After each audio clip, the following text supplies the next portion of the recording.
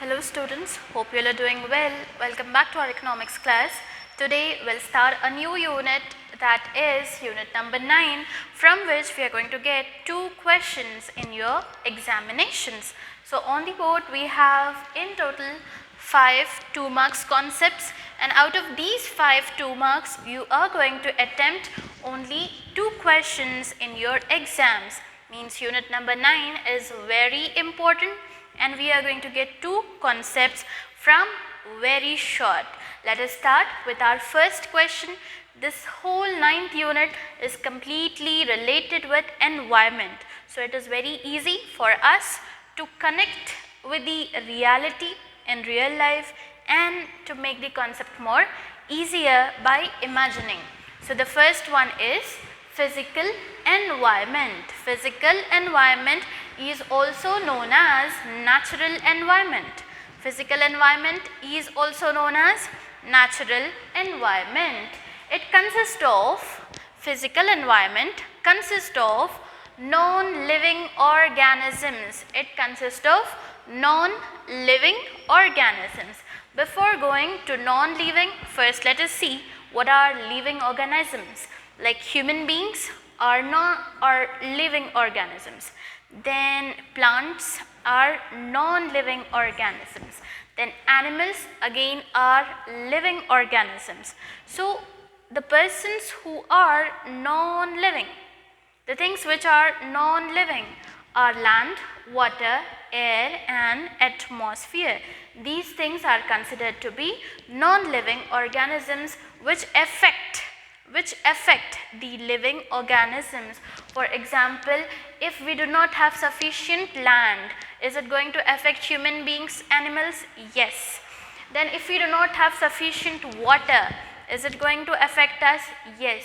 If the atmosphere is not clean, if it is too rainy, too floody, too cloudy, then also it may affect us. So us in the sense living organisms. So various kinds of non-living organisms such as land, water, air and atmosphere will have effects, either good effects or bad effects on living organisms. So first one is physical environment, which is also known as natural environment.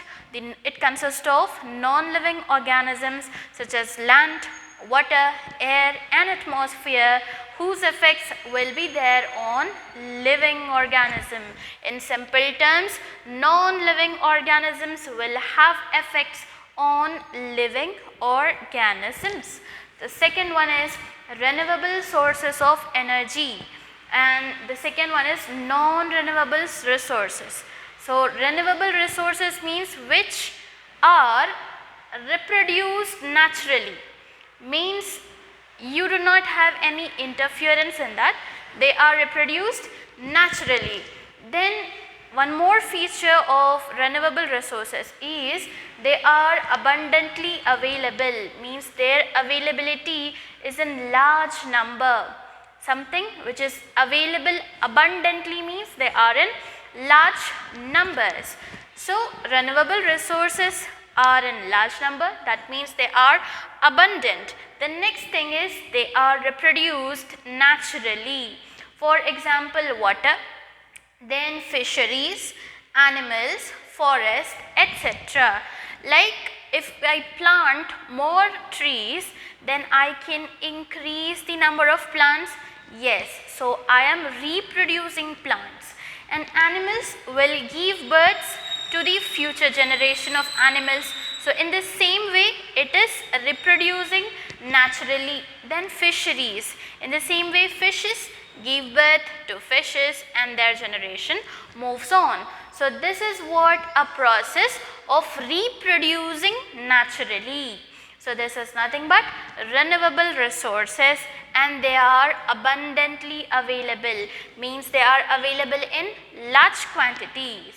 Next one, non-renewable resources. It is an opposite of renewable resources. They cannot be reproduced. Once if you use this, you cannot use it again. They cannot be reproduced and they get exhausted by utilizing. Utilizing means by using they get exhausted, means they get completed or finished. Or you can also use the word called as perish. That means once you use it, you cannot use it once again.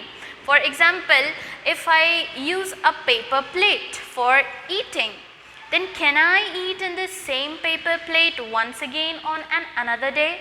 No, it is not possible, because it is non-renewable resources. Once you use it, it gets exhausted. You cannot use it once again. So what are non-renewable resources? First thing, they cannot be reproduced. Then second thing, they get exhausted by utilizing. Now let us see the example. Mineral ores. Mineral ores means you get gold, or you get various kinds of metals, silver, aluminium, etc. Once you take it out from the earth, once again they cannot be formed in the earth, they get exhausted. Then coal deposits, petroleum, gas. Petrol once used cannot be used once again. So these are all exhaustible items, exhaustible resources. Once used, they cannot be reproduced. They cannot be reproduced. So such kind of resources are called as non-renewable resources. So 1, 2, 3 concepts are done. Let us start the fourth one, that is environmental degradation. You just see, degradation means reducing the quality. It means deteriorating the natural assets of environment. Natural assets means, again you get the same thing, land, water, air, atmosphere. These things come under natural assets. If we are making some harm, or we are damaging the natural assets, that comes under environmental degradation. For example, if because of some person a forest caught fire, so it is a human activity, it is a loss of environment. I am deteriorating the natural asset. Forests are also natural asset. I am damaging the forest, I am making a loss. So that comes under environment degradation. Cutting down of trees is called as deforestation. That is also nothing but environmental degradation. It is degrading the natural beauty of environment. It occurs when natural resources are depleted. Depleted means they become scarce, they become less in quantity, they become rare. You cannot find it anymore. When you use the natural resources and they get depleted, means they become less in quantity, then what happens? There will be more pollution in air. If I cut down the trees and forest, then who will absorb the dirt particles in the atmosphere? Then who will take the carbon dioxide released by us? The temperature on the earth will increase. Hence, there will be more pollution in air, there will be more pollution in water and land. So if you just deteriorate the natural assets, if you damage it, if you make any harm to it, then we face these side effects. What are these side effects? Pollution in air, water and land, and loss of species. If at all, if the water is very dirty, then can fishes survive in it? No, fishes cannot survive. That means I am losing a species called as fish. So this is a very small example. If we damage the environment, if we degrade the environment, then obviously there will be loss of species and there will be more pollution in air. Then let us go with the last definition, that is ecosystem. What is an ecosystem? It is a combination of natural and physical environment. Means if I combine natural environment and physical environment, then it becomes an ecosystem. It includes these various things. What are those? Let us have a look. Plants, trees, fishes, animals, birds, microorganisms, water, soil and people. These all things come under ecosystem. Very easy. It is a combination of natural and physical environment, and it includes these things. Is that clear?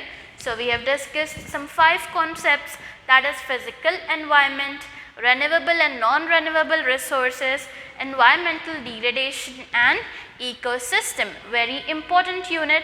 Just learn 5 and you will get 2 in exam. Very good option and very easy definitions.